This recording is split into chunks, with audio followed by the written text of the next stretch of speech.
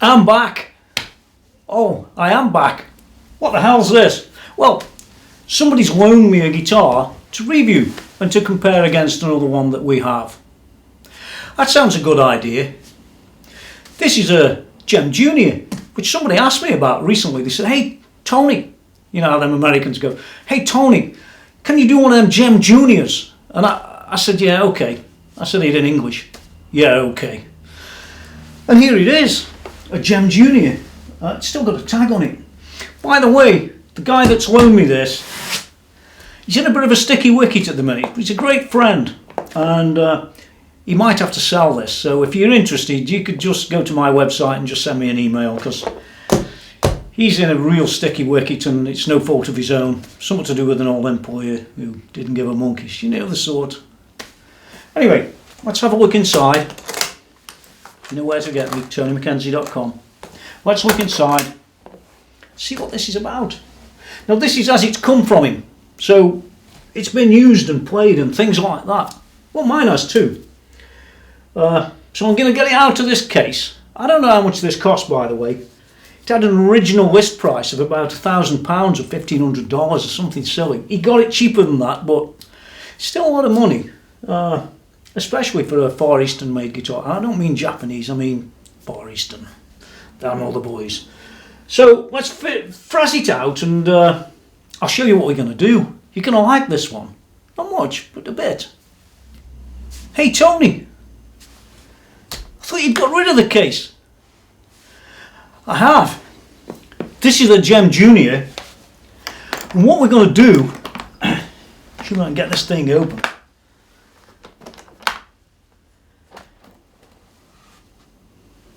We're going to check it with the Jem Old Man.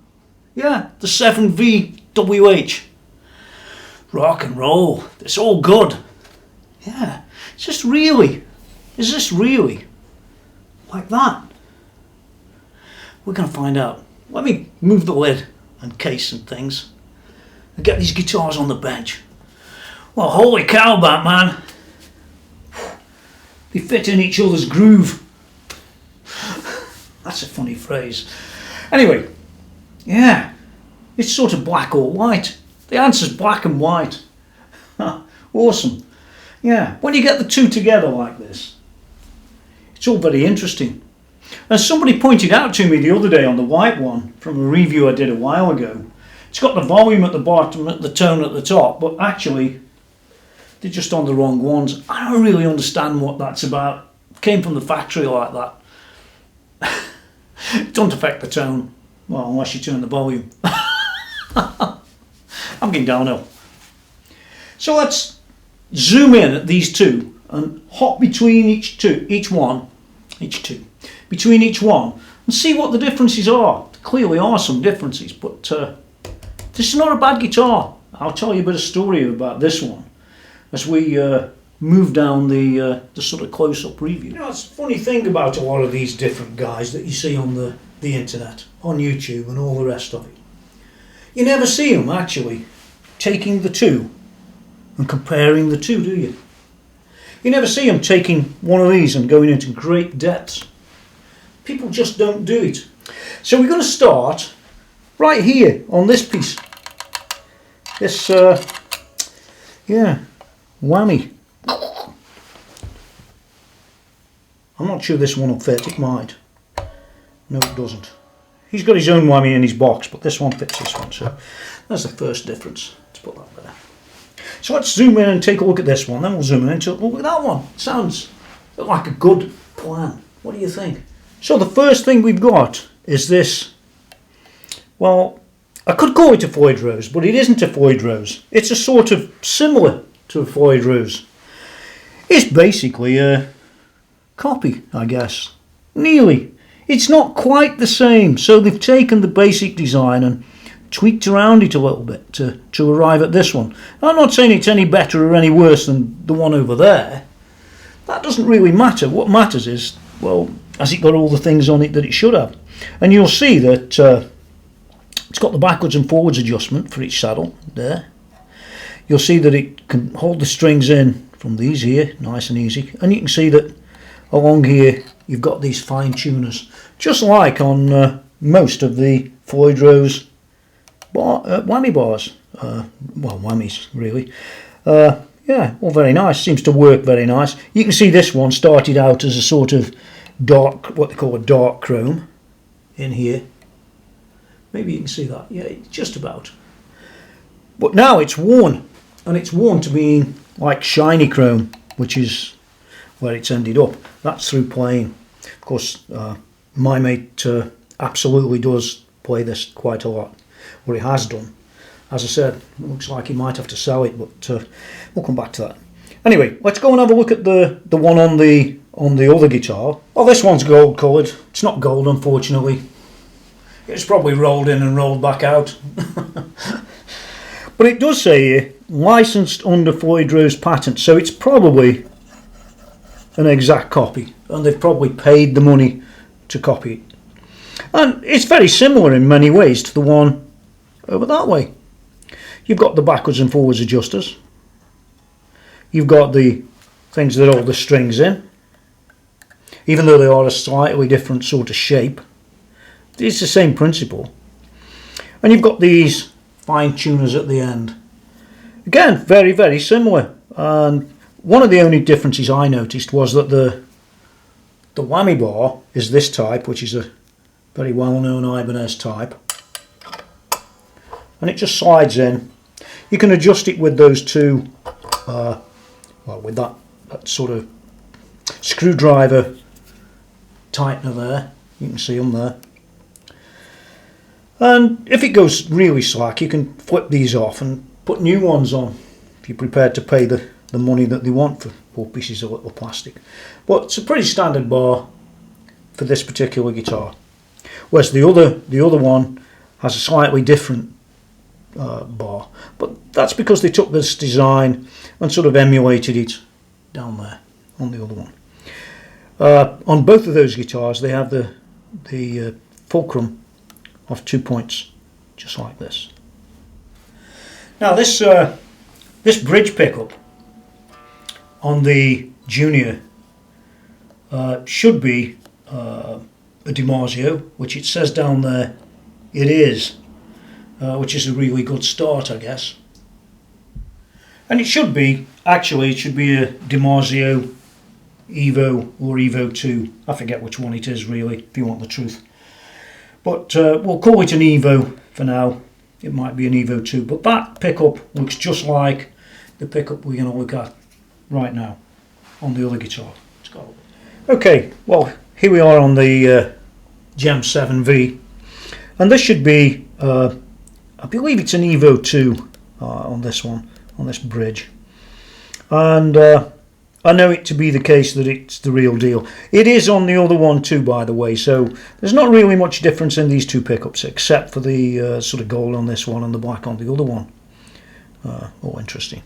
Now back on the Jem Junior, we've got another DiMarzio here, which is probably an Evo or an Evo 2 again. But this pickup actually isn't what it should be. Make the brand out, it doesn't really matter. But what it isn't a DiMarzio, or it doesn't look to be one to me. Bear that in mind. So that's the same, this is different, and this one's the same. And on the real 7B, this says very clearly down here DiMarzio, and I know that's a DiMarzio again. That should be in here because this guitar's never been changed. So the pickups are generally pretty similar. Now let me tell you a little bit more about this guitar from my friend. Oh look, there's the lights. What are them flowers? They could be flowers with Steve Vai. I'm King Downhill.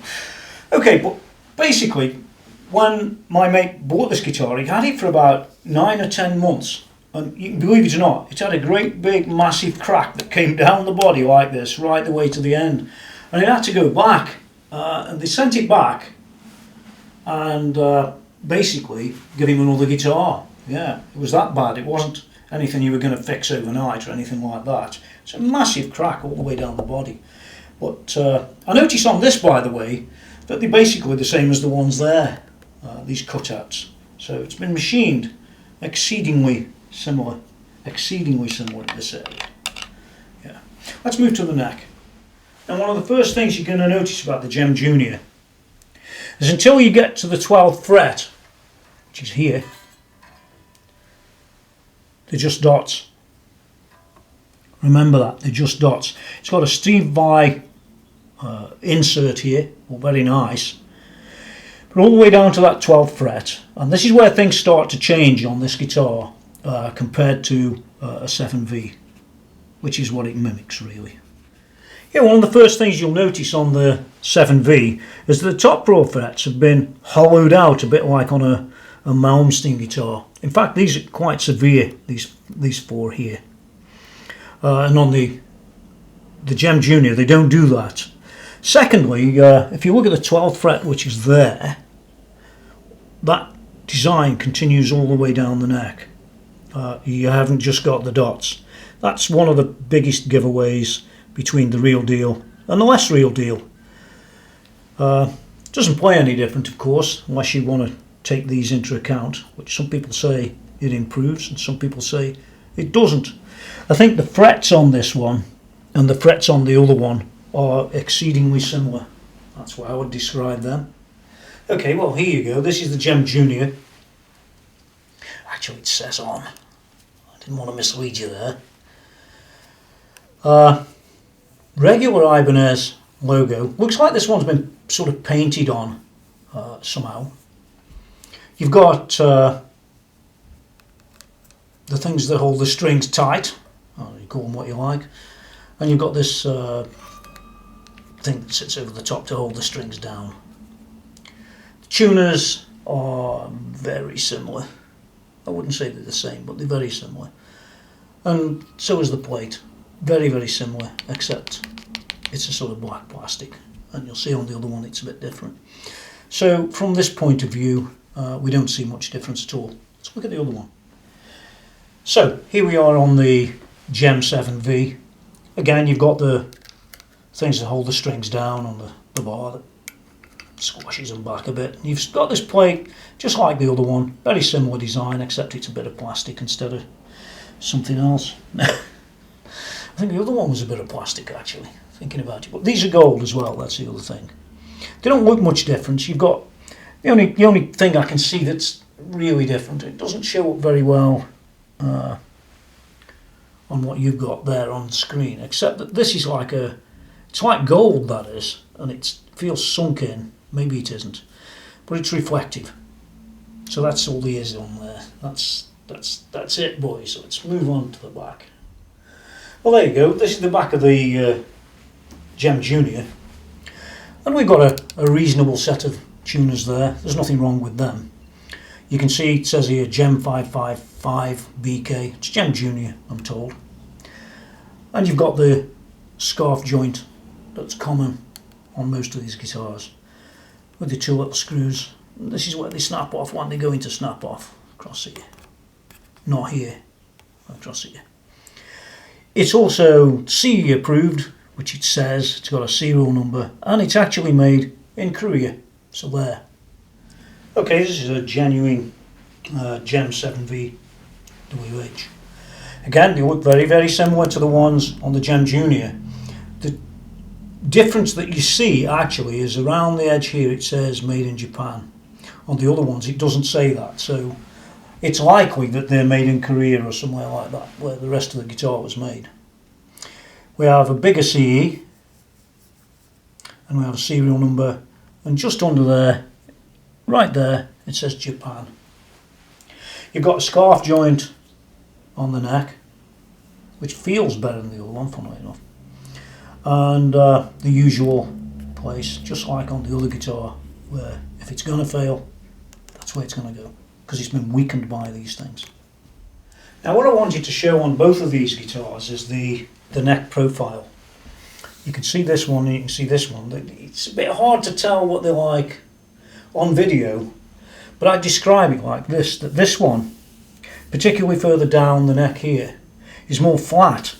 It's got a distinct flat, whereas this is a sort of more rounded flat, if you know what I mean. It's like It does go to flat, but for a narrower section. This section here, I'd say, is flat, almost. And on this one, the section's narrower. So it's a more of a, although it's flat, it's more rounded. It's a different profile neck. Of that, there's no doubt. That's worth knowing. Because actually, on the 7V that I have, well, they're both great necks to play, don't get me wrong. But they are different. So you know, clearly, things have changed a little bit there. But they're both great necks, I can tell you that. Now I do think on the, actually where the neck joins the body, that they are entirely very, very, very similar. And they are with the monkey bit as well, the monkey grip thing. Very, very similar. It would be very difficult to tell the difference between these two bodies if there was no other parts on them and they weren't finished and things like that. They are very, very similar, but not the same. Very similar indeed. You can see that you've got your 4 bolts and there's plenty of room to come up the top of the body on this particular one, on this Jem Junior. Like I said, very, very similar. This run-off down here is identical. This gap here, where the sort of monkey grip goes, it's identical. These are the same. Most of the guitar on the body is very, very similar. You know, it's no doubt about that. On this one you've got, again, the plastic, nice looking plastic stuff, and on the other one you've got regular piece of plastic. But and there's a hole on this other Jem to actually put your strings through, believe it or not. As you can see there, that's where the strings are going to go. I can turn it round, and there are the strings fitted from underneath. Well, there you have it, the comparison between the Jem Junior and a Jem 7V. And I can tell you, just looking at them here, although you've got the niceties of a bit of extra things here and there, and you know, the strings fit underneath on this one and they don't on, they're all so-so. So how would I rate this one compared to that one? Well, this guitar is pretty awesome guitar, if you want the truth. I don't play it that often, but when you play it and you haven't played it for a while, you realise just how good that is. But don't think that this Jem Junior is completely inferior in some way, because it isn't. The fact is that it's sort of very similar. Sure, I know it doesn't have the same lammy, you know, the Floyd Rose, and it hasn't got the cutouts at the top. But do they make any difference? Well, they look different. You can guarantee that. And I think one other difference I didn't point out is that I think the neck has, that looks more like ebony, and this looks more like rosewood as a fingerboard. So it depends if you like that. But again, I don't think it makes that much difference. It's just the aesthetics of the product. You know, that's got bits of gold on, which isn't real gold, and this has got bits of black on, which isn't real black. How do they sound? Well, they both sound quite good.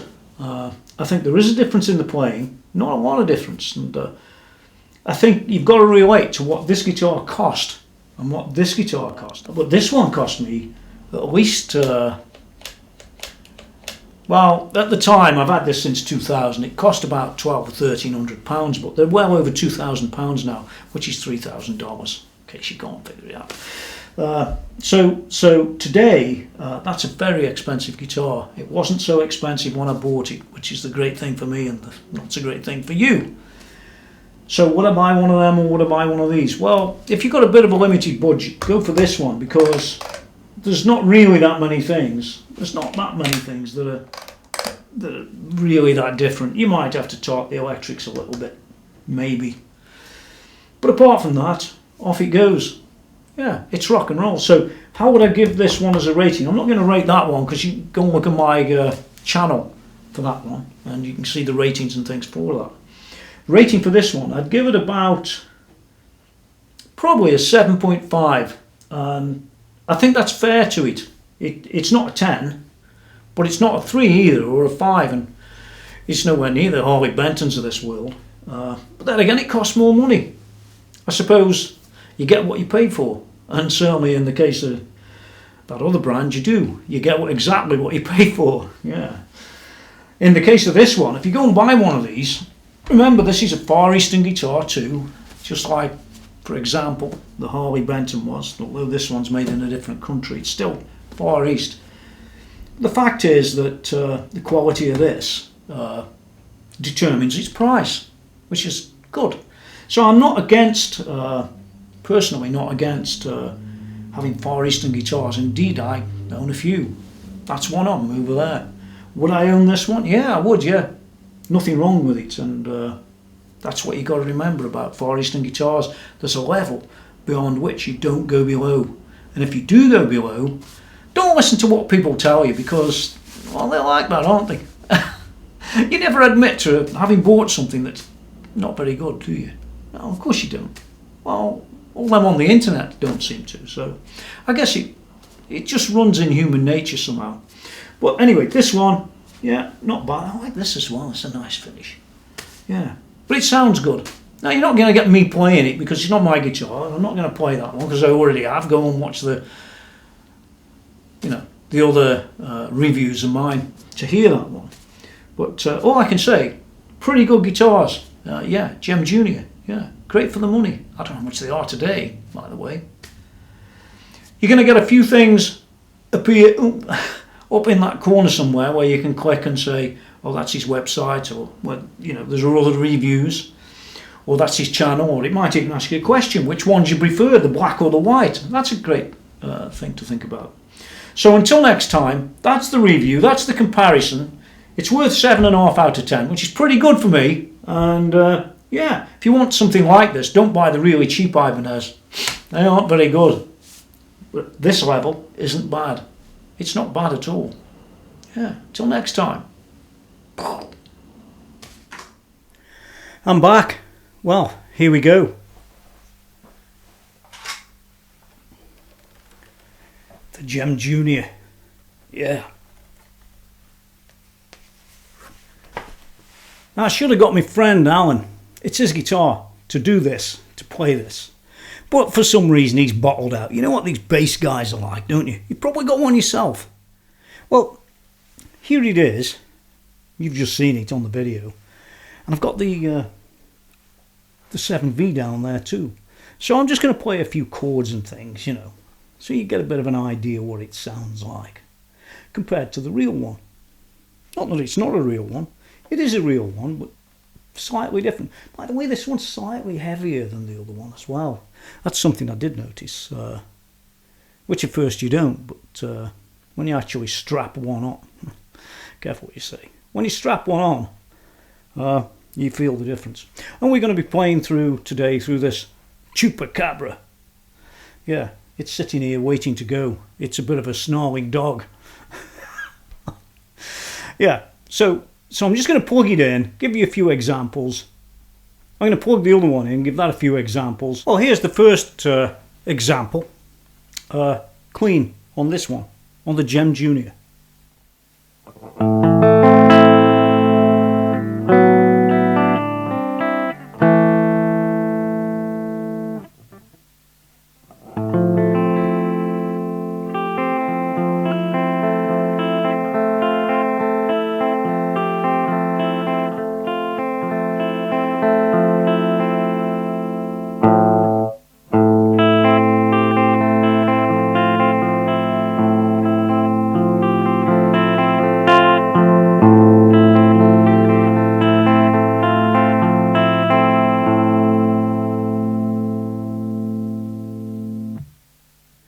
Now with exactly the same settings, the same amp, the same cables, even the same me, here's the other guitar.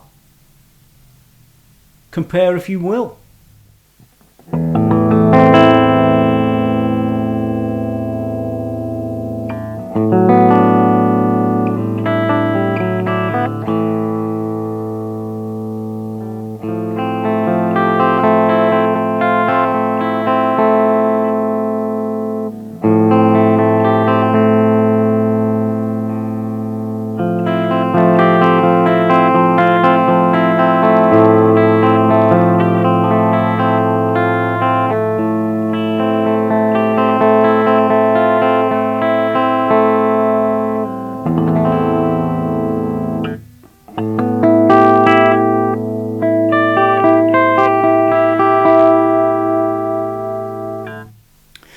Well, if anything, this one's slightly less toppy.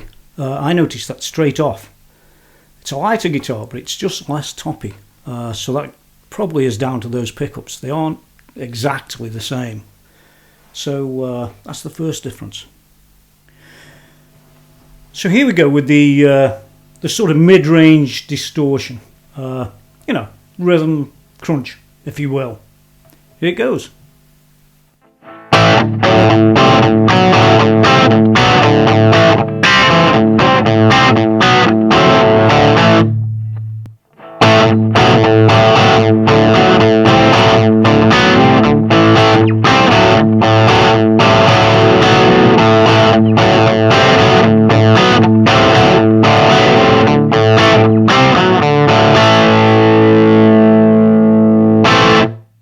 And once again, with the 7V, exactly the same settings as all the way through this. Yeah, let's see what the difference is.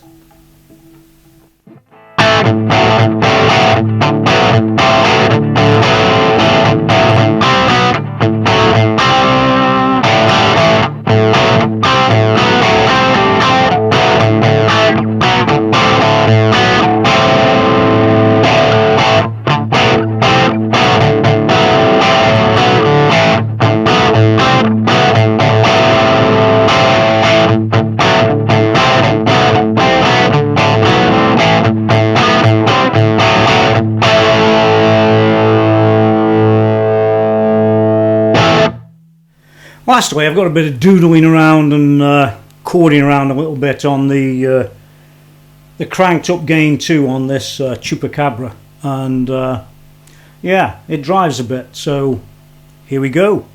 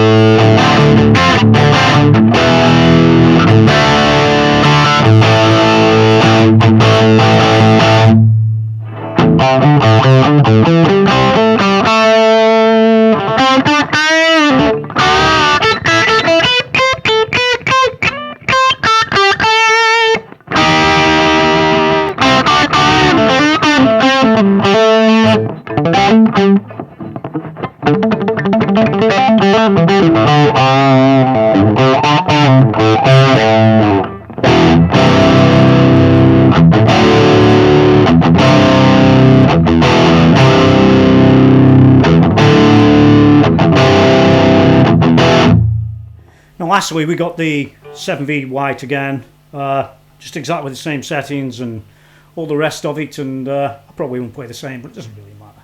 You'll get the idea.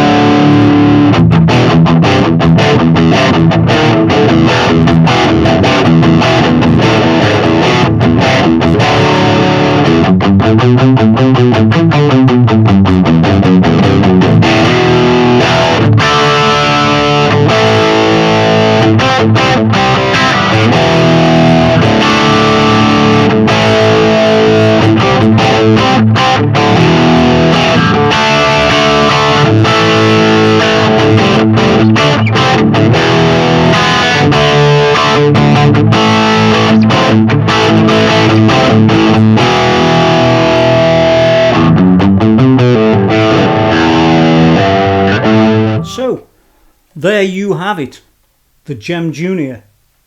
And for a budget price guitar, well, it's not so budget anymore. They're still fetching sort of £700 or £800 and £900, and they've probably increased after the Brexit. with the dollar getting stronger and the pound getting weaker.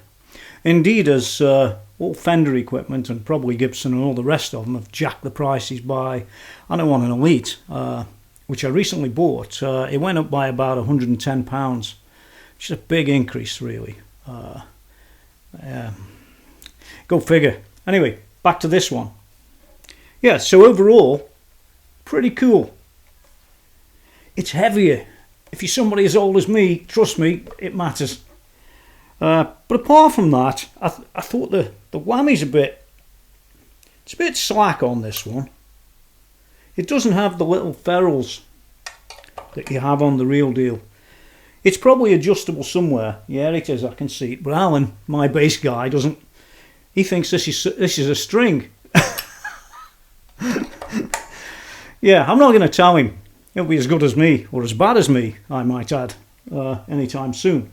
So, Jem Junior. Oh, I've got to put this thing down now, hold on. Yeah, it had to go down into my DNA stand, by the way. Rock and roll, great stands. So that's it for the Jem Junior comparison to the 7VWH, the real deal. And I think that if you look at that, you can sum up yourself whether the Jem Junior is worth the money, whether it isn't, whether it's okay, whether it's the same. Some people say it's better. People are like that, especially on the internet. But don't worry about it. I'll be back. That's the end of this review. And yeah, there's some more to come. I've got some very interesting ones coming up. Oh, and lastly, don't forget that thing about the album we just did called Gravity Waves. That took 4 years to make, in fact, and it was made in this studio. I mean, you can't see everything in the studio because I don't show you all the good bits that way, but you don't get to see that. You just get to see a few amps and things and mess and, you know, that sort of thing. That's what studios are like, right? But anyway, a lot of this gear, well, in fact, all of the gear in here was used on Gravity Waves at one time or another for the entire album. And I think we had 5 seconds left on a Red Book standard for a CD, so we couldn't really fit any more on. And 16 tracks, I think it is. That I guarantee there'll be something on there that you will like. Absolutely guaranteed. There's such a wide variance of styles. There's blues rock, there's rock. There's instrumentals on there. There's heavy rock. There's a bit of metal, sort of. It's not really metal, you know, that stuff. I like that, do you? I don't do that stuff. So you're not going to get that from me, no matter what the T-shirt says. Hey, that hair's very similar as well. Look at that. Oh. Anyway, there you go.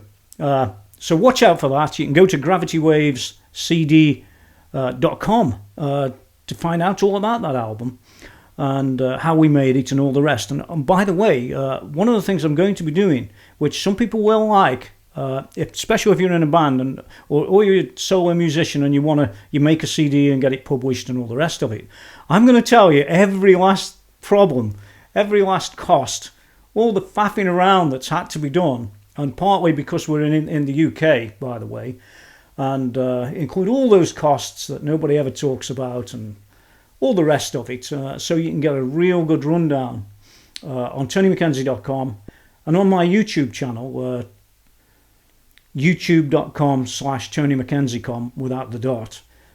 You'll see videos of it and you'll see the written review all about this Gravity Wave CD, and really all the trials and things that we had to go through coming back to a CD or recordings 2 years down the road from when they were originally done without the papers. They're in here somewhere. Just couldn't find them. But until next time, at least, yeah, I hope you've enjoyed this review. There's some more to come. I'm doing a pretty nice Kemper one, if it comes out nice. It may or may not, but that should be interesting to see what happens running on version 4 software or 4.0 something or other. Yeah, all good. Coming up soon. Till next time.